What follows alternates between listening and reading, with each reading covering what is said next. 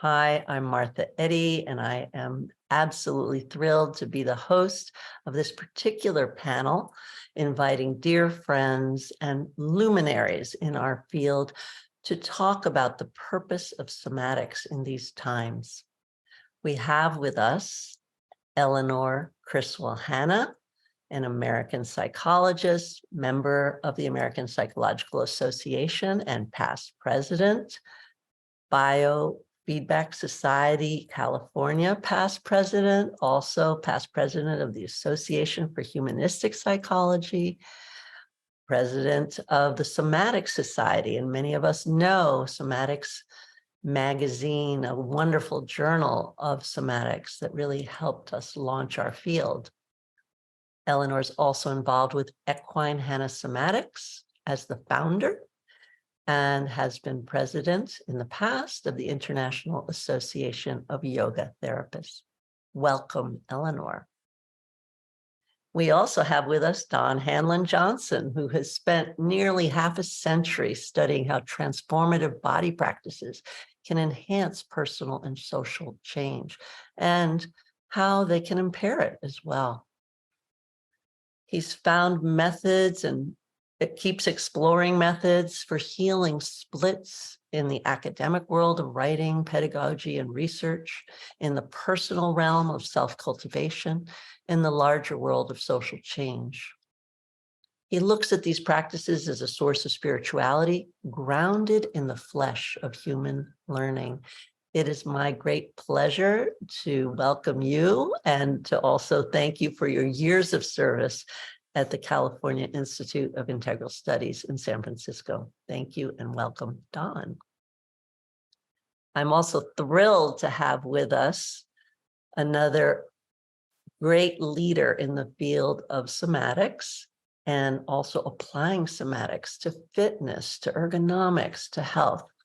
Judith Aston is a widely recognized pioneer in the art and science of kinetics, and she's known for her discovery of the Aston paradigm and the consequent development of many forms of movement training, bodywork, fitness programs, and ergonomics included within that scope of Aston kinetics. So we welcome you as well, Judith.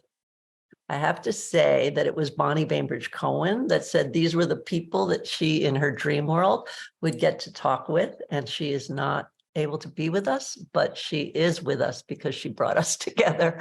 So I just want to bring her into our field. So I'd like to begin with that very first question, and then it will spin off and possibly become a little more striated or refined, whatever word resonates with you. But right now, here we are in 2023. There have been so many changes just in the past 5 years. We've had a pandemic, we've had another racial uprising, another kind of move towards health. We know that the earth is in great, great jeopardy. There are so many things going on with understanding of trauma at all levels, whether it's eco-trauma, human trauma, group trauma, national traumas, war. And each of you is so wise about the body, about the mind, about the heart, about the spirit. So I'm going to start with Don, just because I kind of know you best, Don, and just ask you if you'd be willing to just say what's on your heart and mind most right now, and maybe even a strategy you're using for self-care or for sharing with your students and the people that you impact. Well, the first thing that's on my mind are these two wonderful friends, Eleanor and Judith, because the three of us carry a lot of history together. With Eleanor, I think of the days in your kitchen, having these meals where we fantasized about what we were up to and had such wonderful times together in those very, very early years. And around the same time with Judith, Judith and I were in this strange world of Esalen, on the cliffs of Esalen, training with Ida Rolf. And it was a very strange and interesting and fertile time for all of us. And I want to start with the two of them, not only because I'm very touched to be with you, but because I feel that many people miss the fact that significant learning in the world occurs in groups, not in individuals. So it's this big kind of illusion that the real thinkers are the ones who go off in some cave and dream up some kind of theory, and then it gets passed around. Whereas if you look at the systems of help we've gotten from different strategies over history, it's from people getting together and enjoying each other's presence and sometimes fighting a lot, but nonetheless staying in the room. That's generated a lot of some progress in a very difficult world. So I've so much appreciated my relationships with the two of you, and it's a joy to be with you here in this place. And that said, what's very much on my mind is my being a grandfather. And it's related to this theme because a mantra that has entered the world of childcare since I was a child is use your words. So my birthday was last week, and my granddaughter came out for my birthday, thank heavens. She's 3.5 years old. Every once in a while, she would lapse, as they do at that age, into a tantrum, throwing things. So with a total mystery about why she's doing it now. We're just offering her a glass of water, right? She throws it across the table. And so the mantra now is use your words. And right away, she calms down and says, I don't want water. And in the light of coming into this meeting and also this thing that Bonnie and I are doing in a couple of weeks where we're getting awards in this convention, I've been thinking about the downplaying of language in our world and the harm that does, and how important it is for those of us who are really exploring the depths of experience and the depths of all that involves and the intricacies of the body, to find words that are appropriate to what is coming out of those intricate depths of breathing and walking and moving.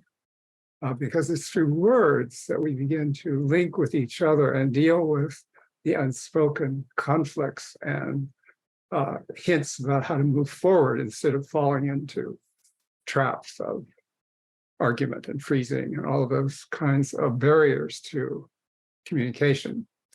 So I've been very alive to how the psychologists of those early years of childhood, like Daniel Stern, are looking at where is, he puts it really well, that around her age, if we don't encourage her to move out of the nonverbal into verbal, and we separate one from the other, there's a sense of alienation that adults end up with because they can't find their way across that gap.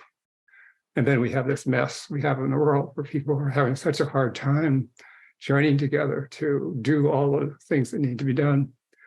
So that's what's on my mind right now. And today is a good example of that we can gather here together and gather with a larger group that's doing this conference and try to see how do we deal with what's in front of us right now, which is pretty big. So that's my thought to begin. Thank you for that, Don. I have to say that you're in good company. Paul Linden was just talking about words and what choice of words we have, but also what energies and emotions we bring into those words, and when can we find the compassion even behind a feeling of anger to change and shift our words. Yeah. Similarly, Liz Koch has been talking in this conference about embodying so-as, not as the so-as, but as so-as, as Martha, as Dawn, as Eleanor, just really having a name and being with rather than the distancing of the. So it's just subtle uses of language. Eleanor, I see you shaking your head. Might you want to just jump in a little bit here and see how language and or what else is on your heart and mind about these times fits in? In Hannah Somatics, we are very careful with our words because we are very much relating to the person as a first person. And so we speak use personal pronouns rather than these so as. It's your so as, and you're going to speak about your own so as and so forth. So for me, words help a person bring up to conscious awareness and help them do a mind-body connection, bringing in the cortex as part of the process. And so in following my somatic yoga class, we always end by talking about what each person discovered during their practice. So we can bring it up into conscious awareness, and we can connect up as a group. We can share our experiences and so forth. The words are so important. The words can include you in the conversation, or they can ignore you. So you're not really part of this. It's the body, and it's so forth and so on. And people need to be honored and respected and listened to and listened somatically. Words are very important. So the other topic I do want to speak to here briefly is that somatics is incredibly needed in the world. Our body, the mind-body connection, is incredibly needed because we have a world full of people who are traumatized, and they are becoming more traumatized, stressed and traumatized. And the only way they're going to really change that foundation of trauma, which is in their bodies, is through some kind of somatic practice, which is going to need to be shared with them. And we cannot possibly, Dawn or Judith or you or I or any one of our other somatic colleagues cannot possibly help everyone in the world. It has to spread person to person, and it can. And I don't know where this comes from, but each one teach one is the way we're going to spread it through the world. And it's very needed now. And with AI coming in more and more, it's even more needed that we hold on to our somatic dimension. Thank you for that. I started thinking about podcasts as you spoke, and then you talked about AI and just, wow, there's so many things to think about. Where can AI be useful? Where is it detrimental? Mm-hmm. And this notion of language making its way out into the world, maybe through books, maybe through audio. When I think about cutting edge new ideas, I actually think of you, Judith. You're on top of, just what needs to happen and what kinds of maybe new mechanisms need to be developed. I think of you as an inventor sometimes. So I would just love to have you add your perspective on both words and what's really speaking to you these days. Yes, I actually designed over 200 products. Whoa. And I got 5 patents. And then I found out in that world that didn't mean much, that people could change one tiny little thing. And suddenly I'm seeing my knife handle on Miracle Blades, and it's like, excuse me, how does this happen? So sometimes, it is the creative process serves in many ways. Whether you get to the goal, I'm responding to the inventions because you talked about that. But we always have to be inventing and reinventing, because what was true 5 minutes ago, the news comes on and you go, oh my goodness, how could this occur? How could this occur in this time? And so I feel so much over the squeezed reality that people are taking a walk, eating their lunch, and talking on the phone at the same time, because life is pressured and they don't have time. And I believe through the somatic movement that people can learn these gems that change us in seconds.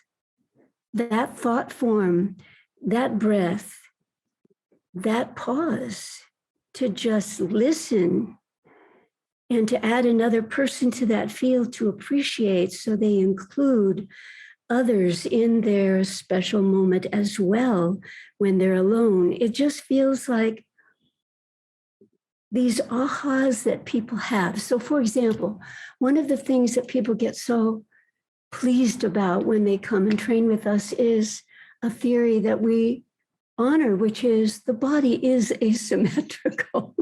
Please don't try to make it symmetrical. I thank you for that. These asymmetries are what keep us moving, actually, with very little effort. And we can make them less separate, these off-center places, and they can become just slight asymmetries. But the point is, each side needs to be honored, and that difference is what undulates and breathes and adds energy and juice and blood into the different aspects. So it feels, and I mentioned it to Dawn about this 12-year-old who came to my class with her grandmother, taking the class for body workers last weekend. And the woman owned the massage school, and she said, I brought my granddaughter, and immediately the granddaughter's behind her, and I can only see a phone clicking, red lights, this light going on, and I go, uh-oh, this is not going to be good if this is the 12-year-old expression of her time is being wasted and she's on the phone during these 12 hours we're going to be together. So I said, perhaps Lila would like to join us. And she jumps next to her grandmother and sits and completely change my mind, my body, my understanding of what a new 12-year-old might be thinking and holding as truth with compassion and understanding, and thanking me at the end of that day saying, I had no idea I had my legs rotating in, and when you demonstrated on me, I just could feel the change in my body. And it's like, could I hire you for the next class?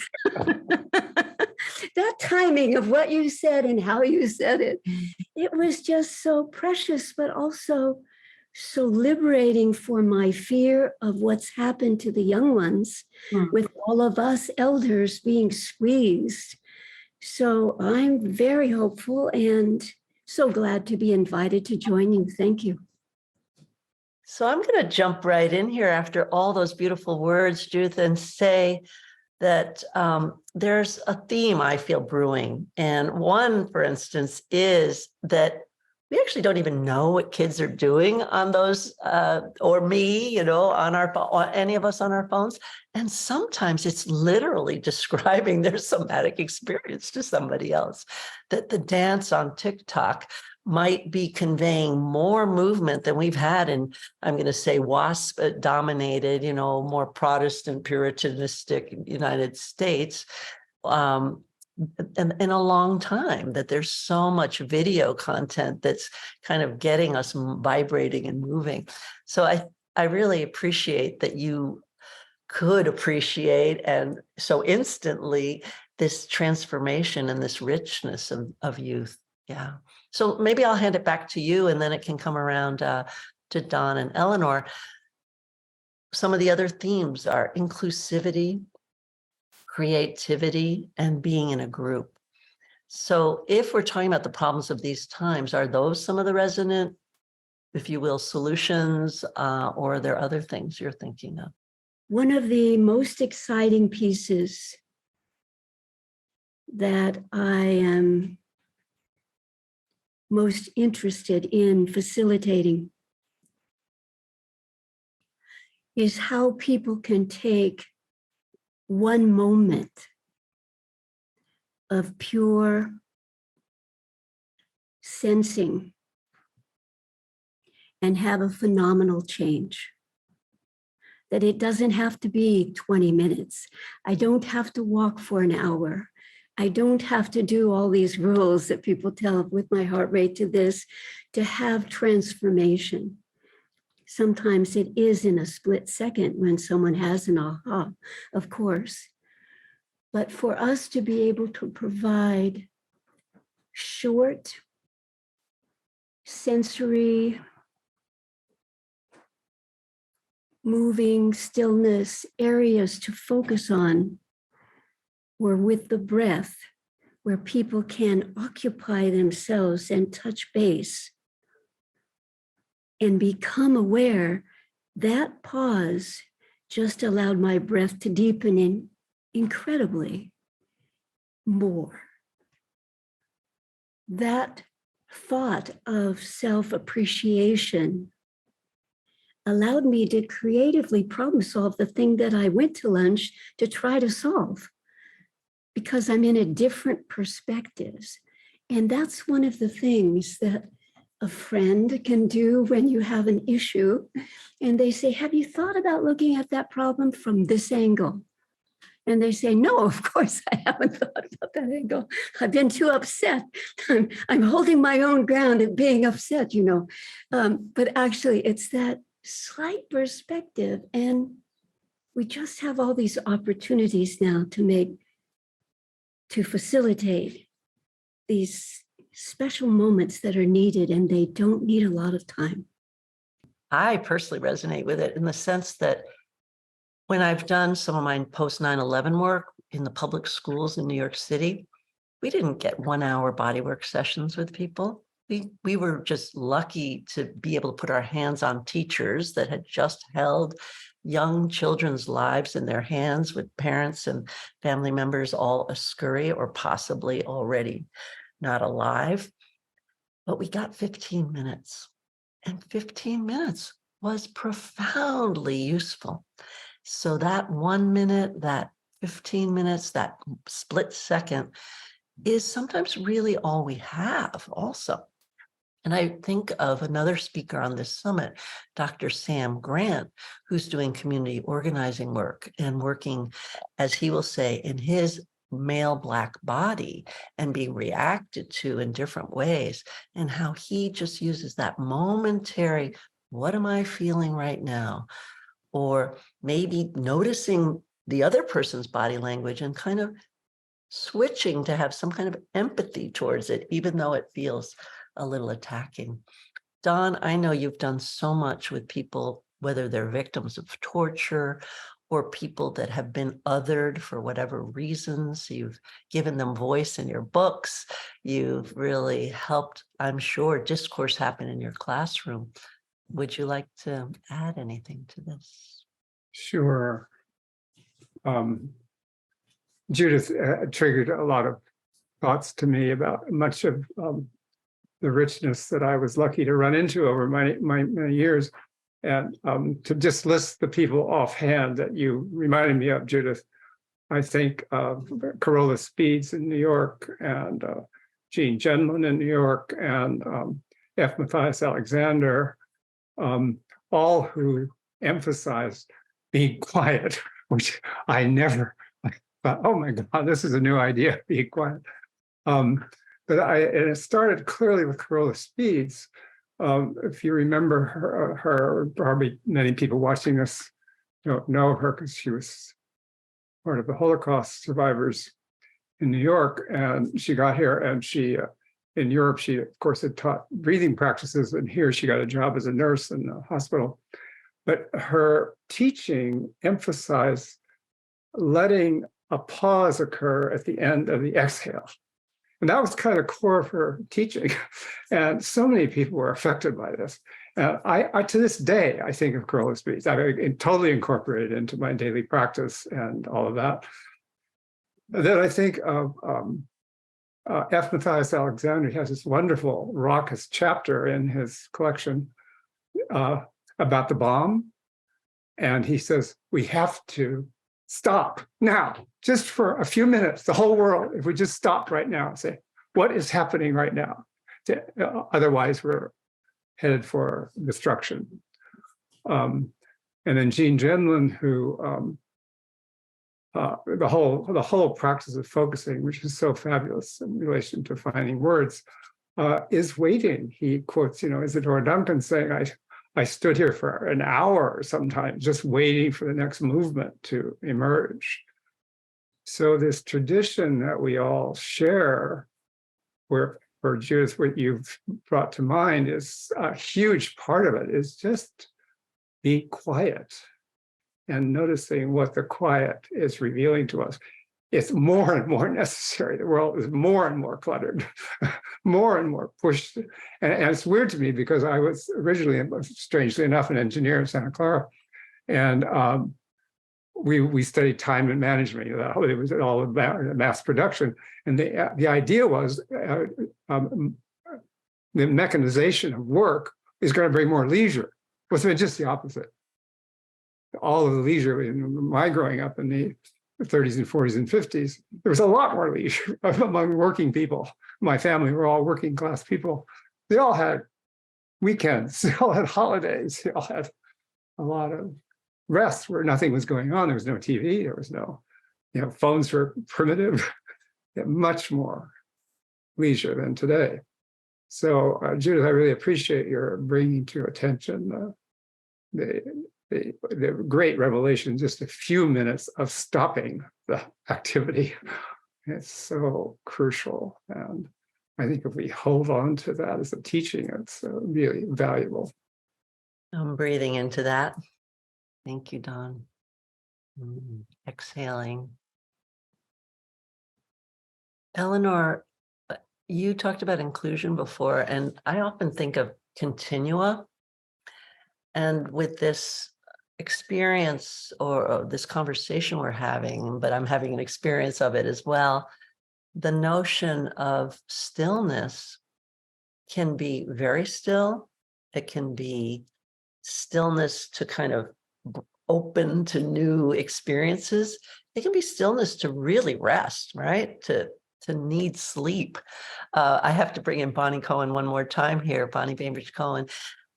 She's go, and this was 20, 30 years ago, she'd be saying, we'd be in class, she goes, if you're really overwhelmed, lie down. And we're like, wait, you're not supposed to think it through and talk to your friends. And no, just lie down. You might sleep, you might not, but get horizontal. Let your body go to that other place. So I think of you as a yoga teacher also, Eleanor, and your work with the horses. What do you feel about where stillness and quiet fit in and rest and all of that? Or what else do you want to talk about? What comes in for me with stillness also is listening. So in somatic yoga, one of the things that we do after each of the postures and practices is pause for maybe a minute to feel the sensory feedback from what you're doing. But then beyond that could be just listening. And one of the things we emphasize all over the place is listening to your soma. And when we're listening to another person talking, we're listening with our whole soma.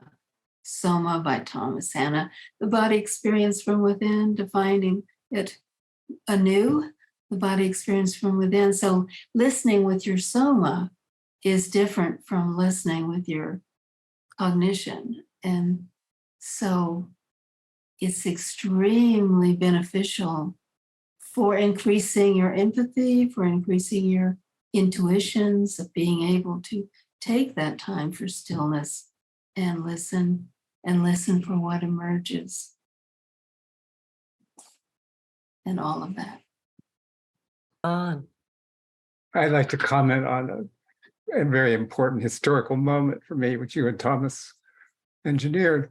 I worked with Carl Rogers quite a bit before I met you.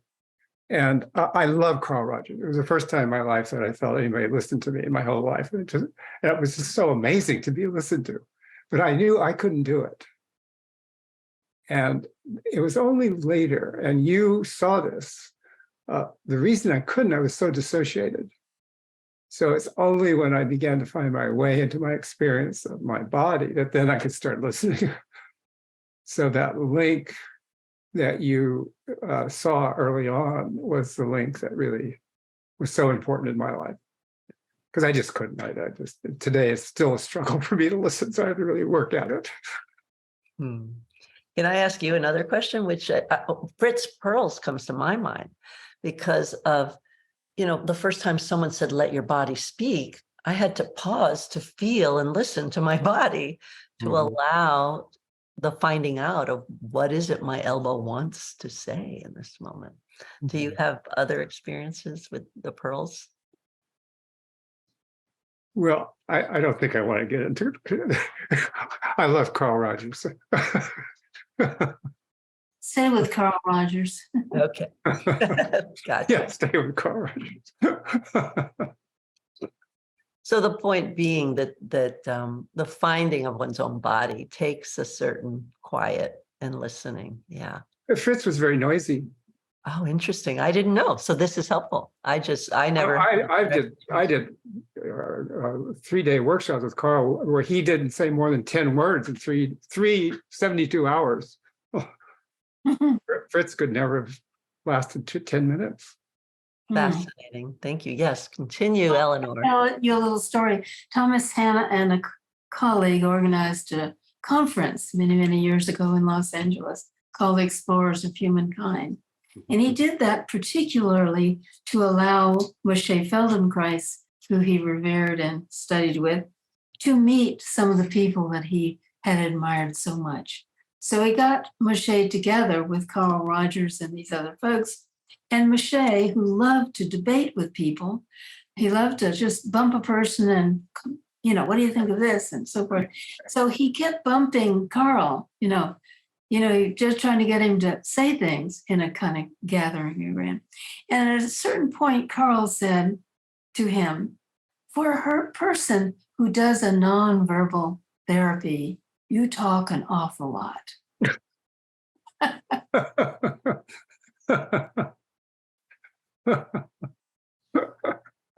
Makes me think about sensory awareness too. You all must have worked with Charlotte or gotten to know Charlotte Selber. Where does she fit in anybody to that spectrum? Well, I can tell you a human story. So Charlotte lived just a little 5 minutes from my house. When my son was born here in the house, she came over when he was 4 days old, and he went right for her breast, and she was 102. She was so happy. Beautiful. Isn't it amazing how babies can just. Judith, I think of Valerie Hunt also, and so few stories. Do any of the three of you have experiences with Valerie or Judith in particular? Can't we go back to Charlotte? Oh, we can keep talking about Charlotte for sure. As Yeah, well. I mean, she was such a major figure for me and for so many. As a human being, I mean, she was just such a radiant human being.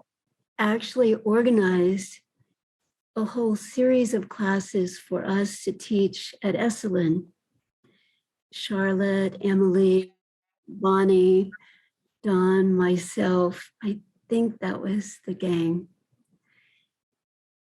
And oh my goodness, we had so many different opportunities. One was the spiritual leaders in the different, the rabbi and the priest and all that group. And then there was this and so on and so forth. And I loved it. I had presented something to us as a faculty. We were meeting at my studio in Mill Valley with Charlotte and you and me and so on and so forth.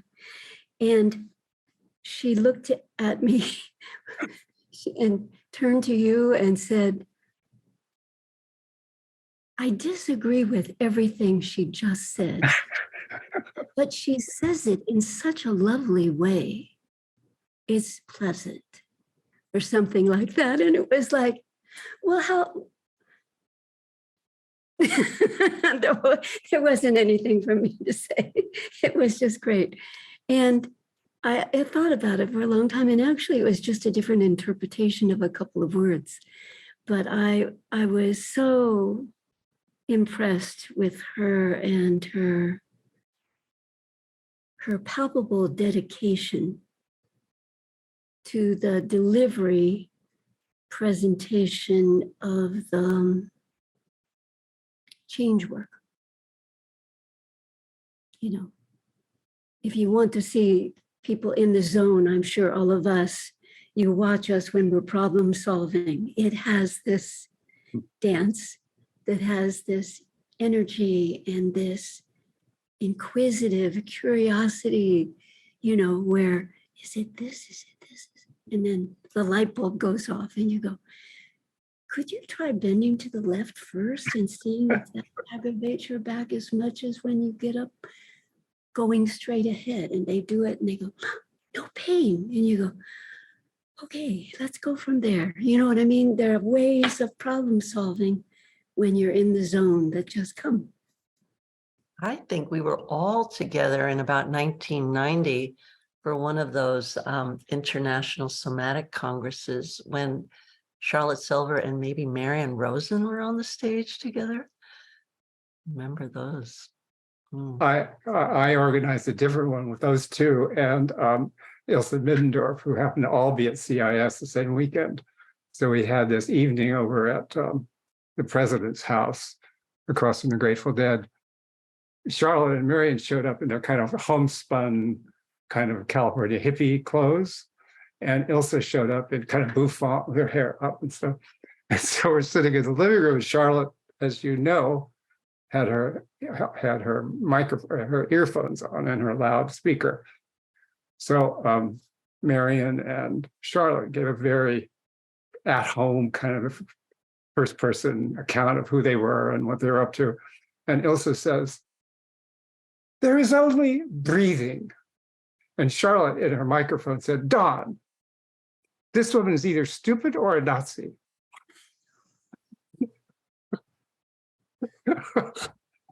Which of course was magnified for the whole room to hear. It was very shocking to everybody. So we're back to there's not always just one thing, right? This is what she's getting at. Mhm, mhm. And yet we all just said, if we can be with the pause, Yeah. that's profound. So one can have the perspective that there's just breathing. Yeah. I was thinking about the pandemic and the pause that it brought. Yeah. Big one. The breathing earth, the idea that there was less toxin out there with less driving, less activity, the quiet. I know people that were praying not for the pandemic to continue, but that particular outcome, just giving the earth a little carbon monoxide break and having less exhale of vehicles and more exhale of humans be a good thing. Anybody want to speak to their experience of any lessons from the pandemic or how it's resonating or impacting, even programs, enrollment, practical things today? Well, you do remind me, Martha, that in terms of your original theme of the questions facing us today, that both the earth and our material bodies are in great danger right now. And we better wake up, Earth. Dawn, I think you might have been one of the first people to really talk about spirituality. I mean, coming out of your own experience with, I believe it was the Jesuits, am I right?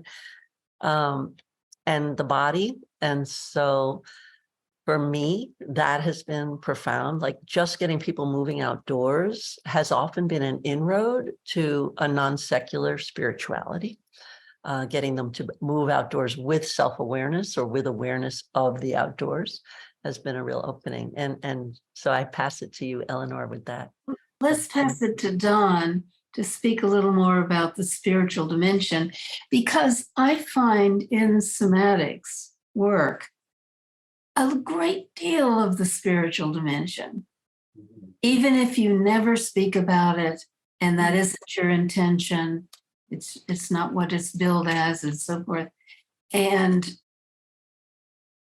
we kind of prefer it that way. We like having it a byproduct of what we're doing. Yes, it is very spiritual and it comes naturally out of it. But Dawn, can you speak more about the spiritual dimension in somatics? It seems so crucial right now because it seems to be part of what we're faced with is all of the traditions have collapsed in their power to unify. So we're in this situation where the great yearnings of our hearts and souls for some kind of expression in ritual and so the sacred is not compelling to draw us together. And I think you're right, Eleanor, that somehow the core of all the traditions is in breathing and quiet and paying attention to the other and to what's coming into us. All of those things that are so important to us are what's lost in the spiritual tradition, because they've been the ones who carry that on. So I think that there is something there. I sometimes despair of it because of all of the conflicts, but it does seem to me it's so much the core of our work. It's like I'm very grateful at CIS that now we're in this doctorate program that unifies with integral and transpersonal psychology. So we have a three-way unification there, which seems really helpful to have all of those things. But and I originally got into this because of being in the Jesuits, strangely enough, because I went to Esalen. Mike Murphy had just started, and I went there, and Houston Smith had just come back from China, and I saw it all as part of our spirituality. And Ed Mopin, who was my first Rolfer, had done his doctorate on spirituality and psychology and meditation, and saw Rolfing as part of that kind of spiritual tradition. And Judith and I think you and I really early on connected around those themes of spirituality in our work, the beauty of the body in terms of consciousness and all of that. And those quiet moments allow us to recontact, to think of and connect with those who are no longer with us. And sometimes other messages come, other voices come. And sometimes you just get stopped. Do not take another step. Stop where you are and listen now.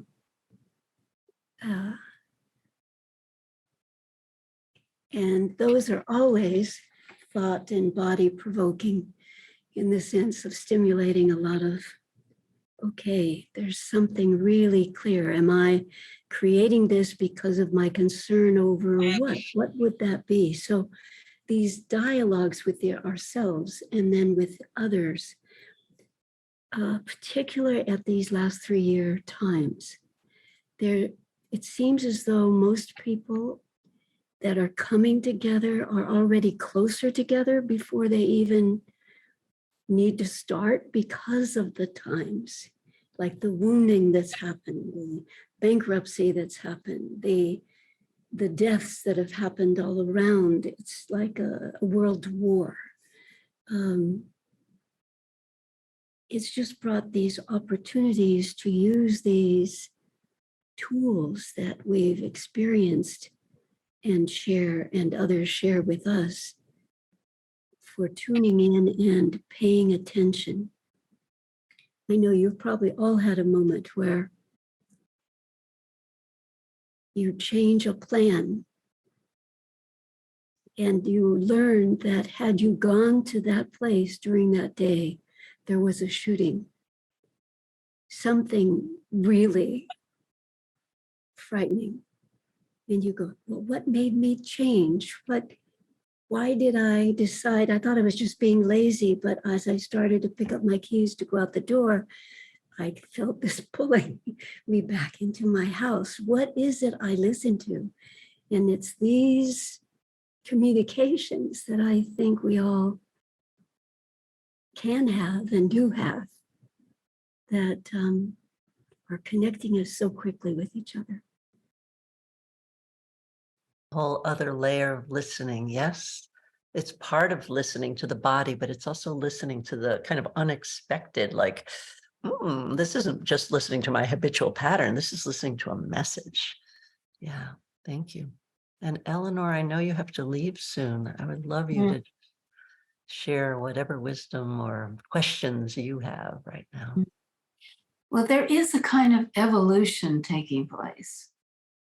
And I think we're all aware of it and listening to it, and listening, I think during the pandemic, we were very much listening listening to where things need to go, listening to what we hope is going to develop out of this that's positive.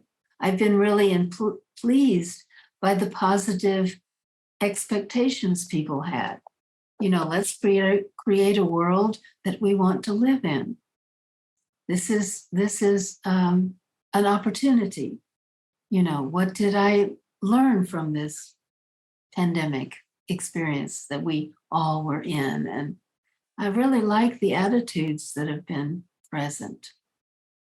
And so I'm just hoping that we work together as we move forward, each making our own contributions and listening to the somatic dimension that we're all exploring and seeing where it wants to go, the natural way it wants to go. And lately I've been communicating, being more aware of other animals. Recently I've developed a protocol for elephants, and I don't know when I'm going to be able to share that.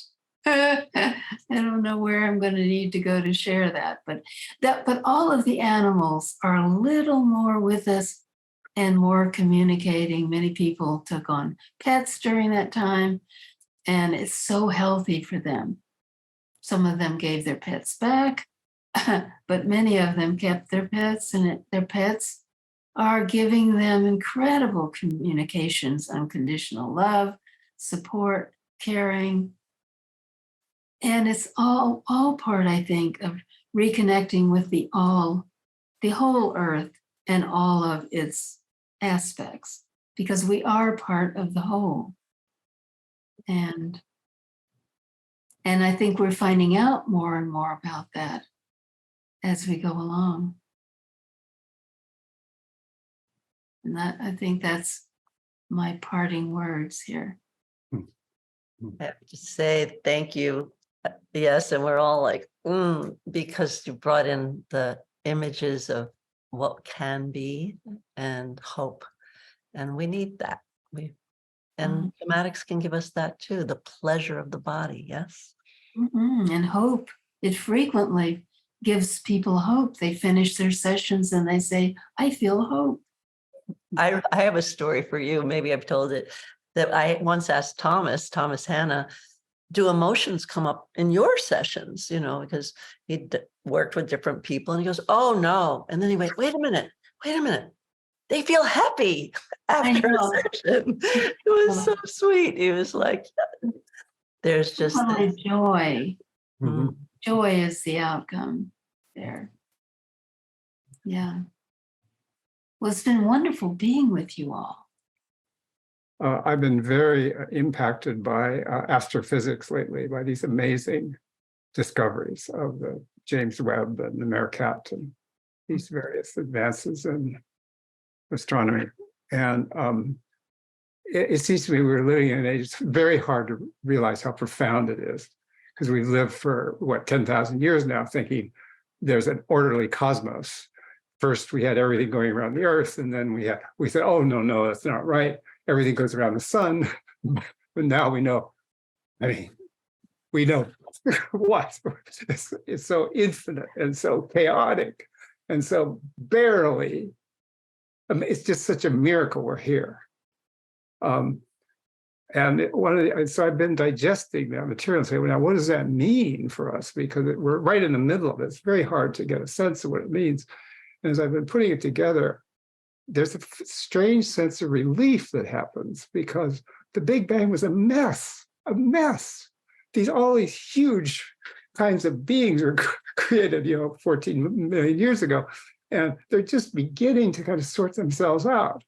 So we're going to do it in 50 years. It kind of calms me down, for one thing.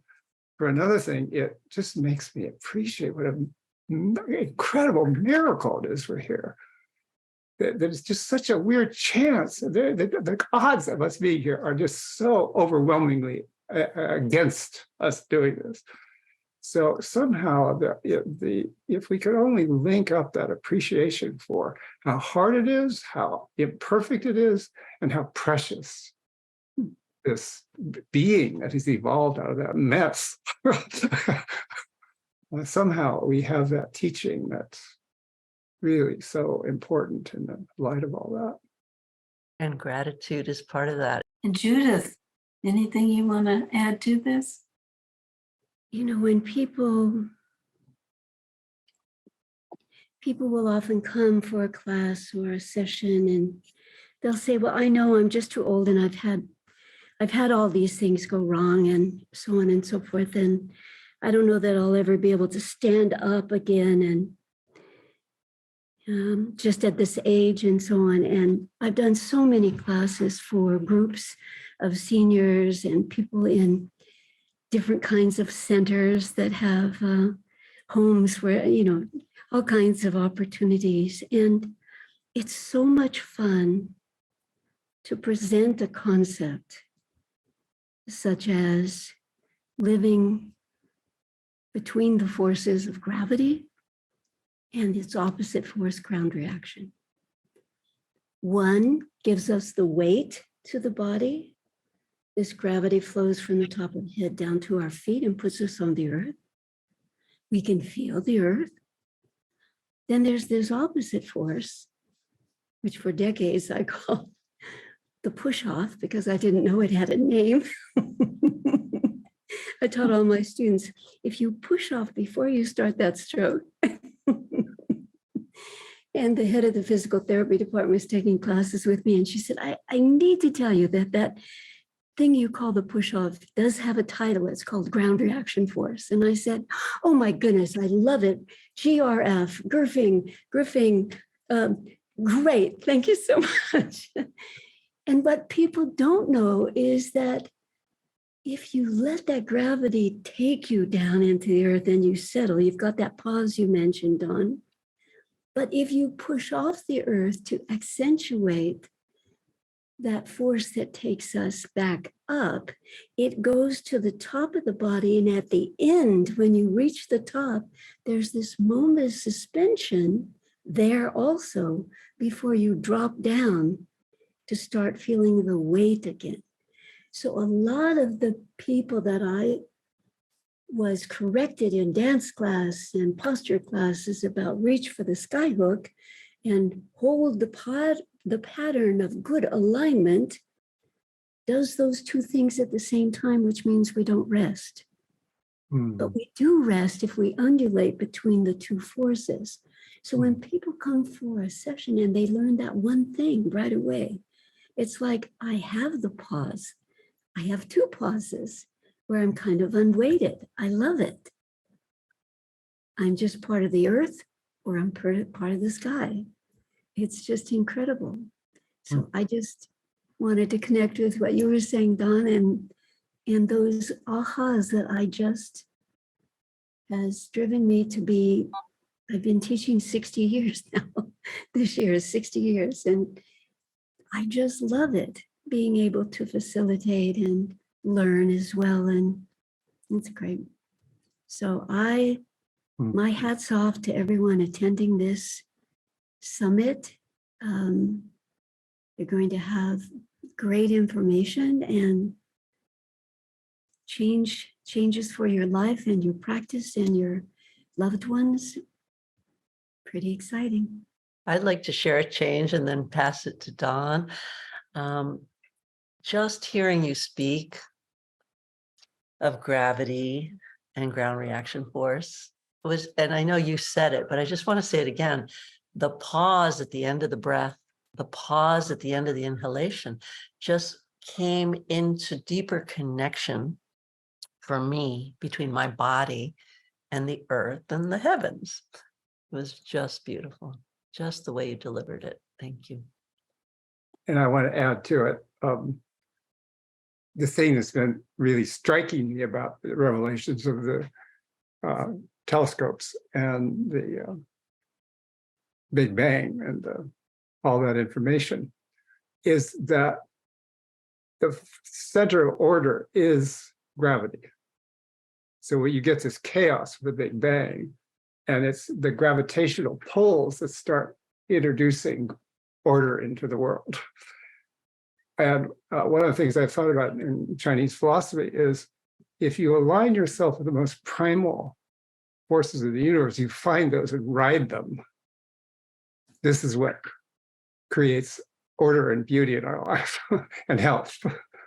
So there's something that you're saying there about the GRF and the grounding that to me is catching these really powerful genetic forces of order in the cosmos, in cosmic evolution of the last 13 billion years.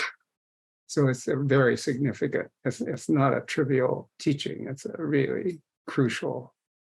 You know, in working with so many body workers, they start with palpating their hands to find the spaces, the places they want to work. And they start pushing, and then they push off their feet. Mhm. If they did the reverse order, once they find it, Right.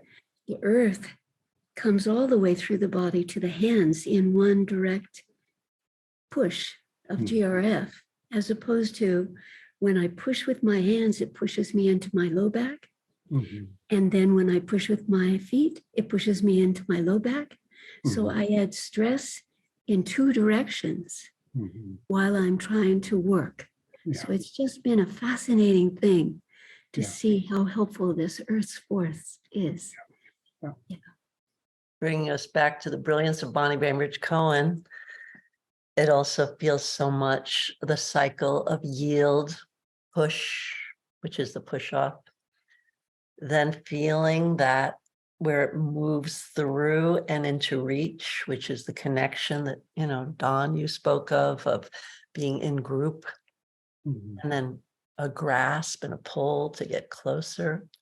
And then the absorb phase, which again is that pause, just the taking in that Eleanor talked about at the end of each asana, let's say, to really feel what its impact has been. So I just want to appreciate Bonnie for Oh, having a different language for very similar kinds of interactions and forces. Yeah. very much so. We love Bonnie, Bonnie, Bonnie. Yes, Oh, we do. I do want to close maybe with this, a little story of Charlotte that you reminded me of, Judith. In those meetings, do you remember the day that we were all huddled in a big pile on the floor after something or other, and Charlotte was in her chair with her things on? She said, "Is it okay if I get on the floor and cuddle with you all?" Sweet. And is this one of those times when she's over 100? Yes, yeah, right. And she got down on the floor and got right on top of us all. Super sweet. How beautiful is that? Yeah. is that at our studio in Mill Valley? No, it was at Esalen in the big house. Oh, okay, big house. Studios in Marin County and CIIS and Jalapa. Tamalpa and Sonoma, and then also coming down into Esalen. So great to just name the places on earth that have Yeah. received our work and where we have received wisdom from. Yeah, yeah. Beautiful. I also am just feeling a kindred spirit, Judith, in your being a dancer too. And I'm thinking of Martha Myers, because at the same time that Thomas Hanna was really helping us realize we were a common field, so was Martha. And she was seeing it as all very useful for dancers. And so I don't want you to let go of push off, because dancers will understand that better than ground reaction force, right? Push off. We know what you're talking about. So I also was aware of the subtle references to beauty that have happened throughout this conversation. And I just feel moved to read something from an interview that I did with Martha, if you don't Oh, mind. wonderful. So this is me speaking. She also finds that attention to her body through both dance and somatic work relates to spiritual health. She states, the somatic work honors the inner self. I hesitate to use the word spiritual because it gets thrown around so much. We all feel there is more beyond the body. I just feel the cosmos that you've been talking about, Dawn, as I read that. We all feel there is more beyond the body. The therapies, meaning the somatic body therapies, acknowledge this if you want to take it in. You can also do the work on a purely physical level, But that would be too bad. And that is why it's so close to dance. The great dancers don't talk about dance, they talk about spirit. Somatic study does something to the nervous system. It wires you into a kind of sensitivity to those around you, animals, human, and flora. There is also something aesthetic. Yes, the aesthetic, the search for harmony, the need we have to decorate our nests. The body is itself something aesthetically precious and needn't be accommodating itself to the cultural idea of beauty, but with its own inner sense of peace creating what? A sense of one's own beauty, inner and outer. And that is recognition of the aesthetic in the somatic work and in dance. In science, what is mathematically the right proposition is the most beautiful. I once did a paper for Physical Therapy Association using this concept. Wonderful. Thank you for that. Just felt it tied in, spirituality, aesthetic, flora and fauna, horses. So it was a calling from an ancestor. Really nice. Any other teachers we want to pay a bit of homage to before we say goodbye? I would just like to remember Emily. She was such a powerful force and a wonderful friend and companion. Her birthday is the same, within a week of mine, and so it's poignant to feel her.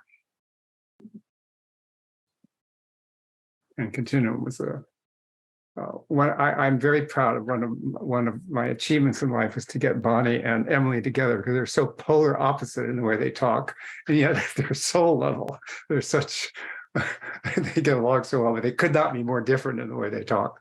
Well, we kind of created a gang, didn't we, with Bonnie and created a Emily gang, and you and me? Yeah. I have to say, one of the moments that I saw Bonnie saddest was when she was just missing Emily. Uh-huh. Yeah. Yeah. And yet, of course, she knows to touch in with her and feel the joy of her presence. Yeah. Really a pleasure. Thank you all. It just Yes, thank you, Martha. magic to be together and to just talk. And I have to say, it's pretty funny that you ended with Bonnie and Emily talking differently when we were talking about the importance of words. And yet we need to echo, I think it's been said that, words are just energy and different people need to hear things in different ways. And so Thank you so much. thank you so much, Don and Judith and Eleanor, for being with us today. This was a super special opportunity to bring busy people who have decades of understanding and depth, a wealth of somatic experience to be with us. And I so appreciate your time. I am filled with gratitude.